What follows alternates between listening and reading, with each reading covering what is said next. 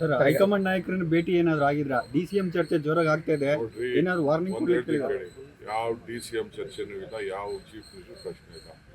ಸ್ವಾಮಿಗಳು ಅಭಿಮಾನದ ಮೇಲೆ ನನ್ನ ಬಗ್ಗೆ ಮಾತಾಡಿರ್ಬೋದು ಅಷ್ಟೇ. ದಯವಿಟ್ಟು ನಾನು ರಿಕ್ವೆಸ್ಟ್ ಮಾಡ್ತೀನಿ, ಯಾರ ರೆಕಮೆಂಡೇಶನ್ನು ನನಗೆ ಅವಶ್ಯಕತೆ ಇಲ್ಲ. ನಾವು ಮಾಡಿರೋ ಕೆಲಸಕ್ಕೆ ನಮ್ಮ ಪಾರ್ಟಿ ಹೈಕಮಾಂಡು ತೀರ್ಮಾನ ಮಾಡ್ತಾರೆ.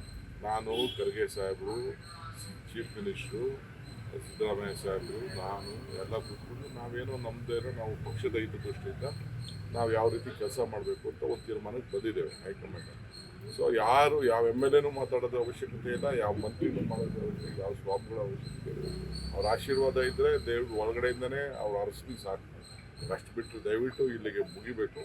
ನನಗೆ ಈ CM ವಿಚಾರ ಪಬ್ಲಿಕ್ಕಲ್ಲಿ, ಮಾಧ್ಯಮದಲ್ಲಿ ಡೆಪ್ಟಿ CM ವಿಚಾರ ಯಾವ ಮಂತ್ರಿ ಆಗಲಿ ಮಾಡೋಂಥ ಅವಶ್ಯಕತೆ. ಇನ್ನು ಹೇಳ್ತೀರಲ್ಲ, AICC ಅವರಲ್ಲಿ ನಾನಾಗಲಿ ವಿಧಿ ಇಲ್ಲದೆ ನೋಟಿಸ್ ಕೊಡಬೇಕಾದಂಥ ಅನಿವಾರ್ಯತೆ ಯಾರಾದರೂ ಶಾಸಕರಾಗಲಿ ಯಾರೇ ಆಗಲಿ ಪ್ರಸ್ತಾವನೆ ಮಾಡಿದರೆ ನಮ್ಮ ಪಾರ್ಟಿಯವರು, ನಾನು ವಿಧಿ ಇಲ್ಲದೆ ನಾನು ಶಿಸ್ತಿನ ಕ್ರಮವನ್ನು ಕೈಗೊಳ್ಬೇಕಾಗ್ತದೆ. ಪಾರ್ಟಿಗೆ ಶಿಸ್ತು ಇಂಪಾರ್ಟೆಂಟ್.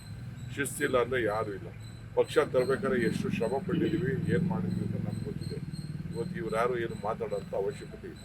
ಸರ್ ಮುಖ್ಯಮಂತ್ರಿಗಳು ಮತ್ತೆ ಗೃಹ ಸಚಿವರು ನಿನ್ನೆ ದೆಹಲಿಯಲ್ಲಿ ಮಾಧ್ಯಮ ಪ್ರತಿಕ್ರಿಯೆ ಕೊಟ್ಟ ನಂತರ ಲಿಫ್ಟ್ ಅಲ್ಲಿ ಮಾತನಾಡುವಂಥದ್ದು ರೆಕಾರ್ಡ್ ಆಗಿದೆ ಸರ್. ಇದು ಹೇಳಿಕೊಟ್ಟು ಹೇಳಿಸಿದ್ದಾರೆ ನನಗೆ ಗೊತ್ತಿಲ್ಲ ಯಾರು ನಮ್ಗೆ ಯಾವ ಮುಖ್ಯಮಂತ್ರಿಗಳು ಹೇಳ್ಕೊಟ್ಟಿದ್ದು ಅಂತಾರೆ, ಗೃಹ ಸಚಿವರು ಹೌದು ಅಂತ ತಲೆ ಅಲ್ಲಾಡಿಸ್ತಾರೆ. ನನಗೆ ಗೊತ್ತಿಲ್ಲ.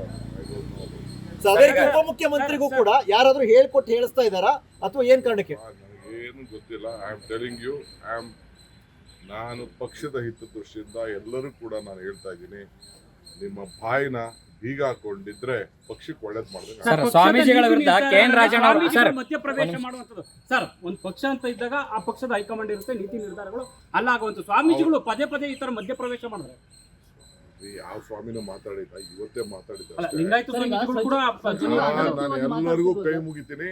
ನಮ್ಮ ರಾಜಕಾರಣ ಸುದ್ದಿಗೆ ನೀವು ಬರಕ್ ಹೋಗ್ಬೇಡಿ. ಗ್ಯಾರಂಟಿ ನ್ಯೂಸ್, ಸುದ್ದಿ ಖಚಿತ, ನ್ಯಾಯ ನಿಶ್ಚಿತ.